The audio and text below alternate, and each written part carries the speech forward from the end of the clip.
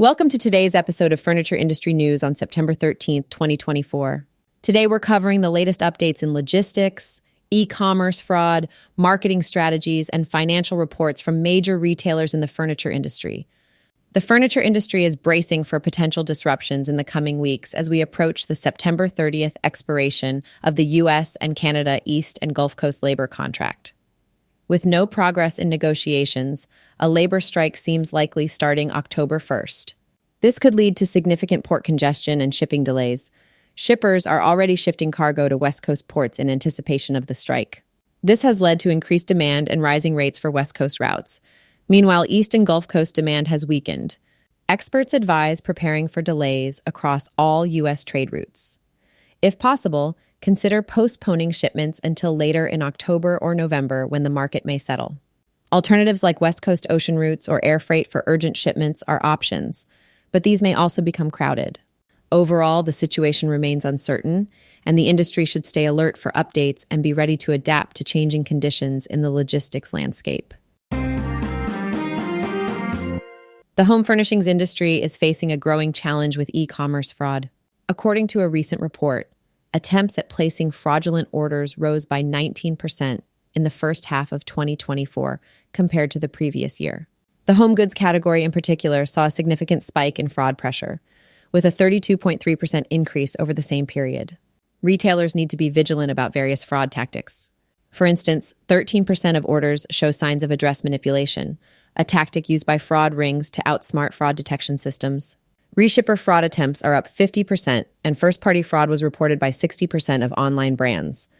To protect their businesses, retailers should implement robust fraud detection systems, carefully verify shipping addresses, and be wary of unusual order patterns. It's also crucial to stay updated on the latest fraud trends and continuously adapt security measures to stay one step ahead of fraudsters. With the upcoming election season dominating media spaces, furniture retailers might be wondering how to make their voices heard. But don't worry, there are still ways to stand out and reach your customers effectively. First, consider focusing on local marketing efforts. Tailor your campaigns to resonate with your community, highlighting local events or partnerships. This personal touch can help you connect with customers on a more intimate level. Digital strategies are also key. While TV and radio might be cluttered with political ads, social media and search engine marketing offer more targeted opportunities. Invest in SEO and create engaging content that provides value to your audience, such as home decor tips or DIY projects. Speaking of content, think outside the box. Create unique, eye-catching content that sets you apart from the political noise. This could be anything from entertaining videos to interactive social media campaigns. Remember, consistency is crucial. Keep your brand message clear and maintain a regular presence across all your marketing channels. By staying focused and creative, you can ensure your furniture business remains top of mind for consumers, even during the busiest election seasons. As economic pressures continue to reshape consumer behavior, we're seeing a significant shift towards secondhand purchases in the furniture industry. A recent survey by ShipStation reveals that about 1/3 of consumers have increased their secondhand purchases in the past year, with lower costs being the primary motivator. This trend is particularly strong among Gen Z and millennials. In fact, 28% of consumers reported buying pre-owned, refurbished, or secondhand items monthly, while 9% do so weekly. For retailers, this rise in recommerce presents both challenges and opportunities. While quality concerns and trust issues remain barriers for some consumers, there's a growing market for unique finds and high-quality items at lower prices. Furniture businesses should consider how they might adapt to this trend. Whether it's through offering refurbished items, creating a secondhand marketplace, or emphasizing the long-term value and quality of their products, there are ways to appeal to this growing segment of cost-conscious consumers. The furniture industry is grappling with a significant challenge, a decline in independent sales representatives. This trend, which has been ongoing for the past 10 to 15 years, is particularly affecting the case goods category. Many stores report not having seen a rep in a long time, especially for case goods. Manufacturers and importers are finding it increasingly difficult to bring their products to the marketplace and work territories effectively.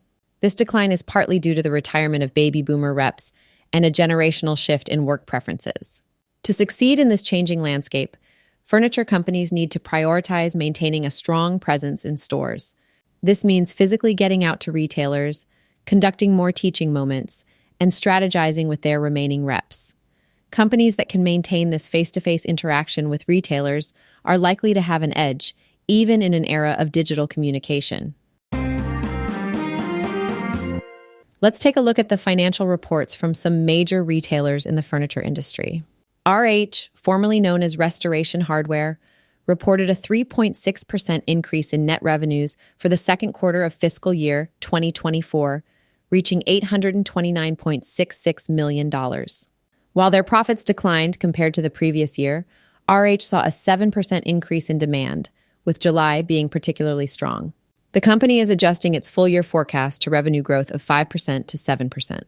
Moving on to Big Lots, the discount retailer continues to face challenges. For the second quarter, net sales totaled $1.047 billion, down 8.15% compared to the same period last year. The company reported a net loss of $238.5 million. It's worth noting that Big Lots recently filed for Chapter 11 bankruptcy protection and is in the process of restructuring. Lastly, Lovesac reported a slight gain in net sales for the second quarter, up 1.3% to $156.6 million. The company saw growth in both showroom and internet sales. However, Lovesac is taking a cautious approach to the second half of the year due to industry headwinds. They've adjusted their full-year net sales forecast to range between $700 million and $735 million. These reports highlight the varied performance across the furniture retail sector, with some companies showing resilience and others facing significant challenges in the current economic climate. That wraps up today's episode of Furniture Industry News. We've covered a lot of ground, from logistics challenges to e-commerce fraud, marketing strategies, and financial reports from key players in the industry. Stay informed and subscribe to our podcast for more updates on the ever-changing furniture industry landscape. Thank you for listening, and we'll see you next time with more insights and news you can use.